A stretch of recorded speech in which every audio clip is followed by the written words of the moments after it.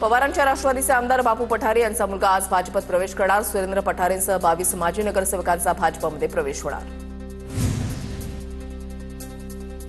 पुण्यामधील 22 माजी नगरसेवक आज भाजपमध्ये पक्षप्रवेश करणार। माजी नगरसेविका सायली वांजळे आज भाजपत प्रवेश करणार। सायली वांजळे मनसेचे दिवंगत नेते रमेश वांजळे यांच्या कन्या। अमरावती जिल्ह्यामधील अंजणगाव सुरजी नगर परिषदेसाठी आज मतदान। नगराध्यक्षपदासाठी 7 तर सदस्यपदासाठी 173 उमेदवार रिंगणात। काँग्रेसचे खासदार बळवंत वानखेडे, ठाकरे सेनेचे आमदार गजानन लवटे यांची प्रतिष्ठा पणाला।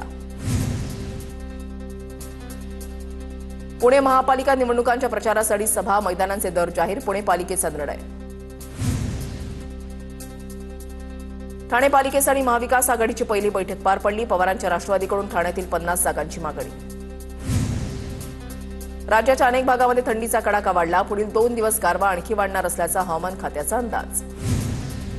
नागपूरमध्ये टँक टॉवर कोसळून अपघात। दुर्घटनेमध्ये 6 मजुरांचा मृत्यू झाला तर 9 मजूर जखमी। बुटीबोरी एमआयडीसीमधील एका कंपनीमध्ये घडला प्रकार।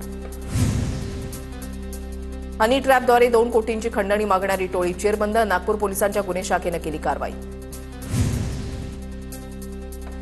कल्याण उल्हासनगरला जोडणारा वालधुनी उड्डाण पूल आजपासून 20 दिवस वाहतुकीसाठी बंद। पुलाच्या दुरुस्तीच्या कामासाठी पूल बंद।